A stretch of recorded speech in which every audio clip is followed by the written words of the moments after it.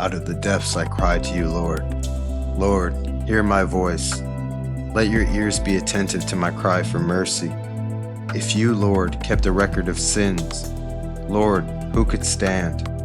But with you there is forgiveness, so that we can, with reverence, serve you. I wait for the Lord, my whole being waits, and in his word I put my hope. I wait for the Lord, more than watchmen wait for the morning, more than watchmen wait for the morning. Israel, put your hope in the Lord, for with the Lord is unfailing love, and with him is full redemption. He himself will redeem Israel from all their sins. Amen.